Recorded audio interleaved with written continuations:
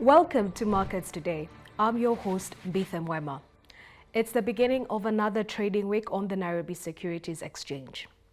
For our show today, I'll be giving you an overview of what happened last week on the NSE in as far as the indices and turnover are concerned. I'll also be giving you an overview of the corporate actions that came through later on, in the later part of last week, starting with the results for the first quarter announced by Stanbic Bank, as well as a cautionary statement that was announced by East African Breweries Limited in as far as their earnings for this year are concerned. Last but not least, I will be introducing our guest for the day. We will be covering real estate development, and that's something that I will introduce later on in the show. For now, let us look at the performance for the week last week on the Nairobi Securities Exchange. Sentiment was a bit depressed, and we did see a 3.9% drop to the Nairobi All Share Index.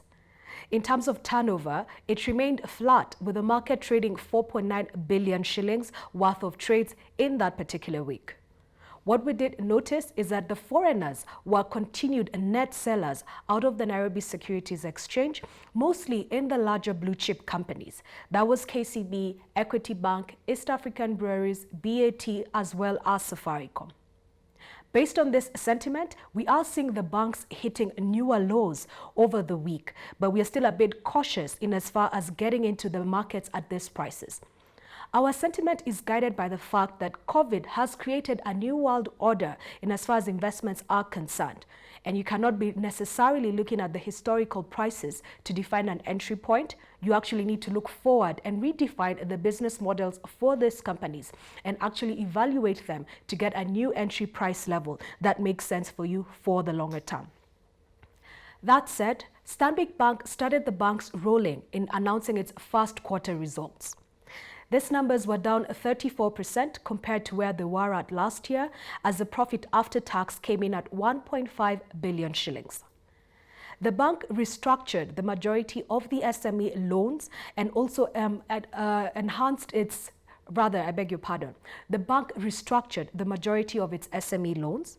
And over and above that, this bank also extended the repayment periods for the SME loans for about 3 months following the Covid-19 measures that were announced by the Central Bank of Kenya. We expect to see this sentiment in as far as a drop in earnings is concerned, cutting across all the other banks as we wait for them to announce the first quarter earnings.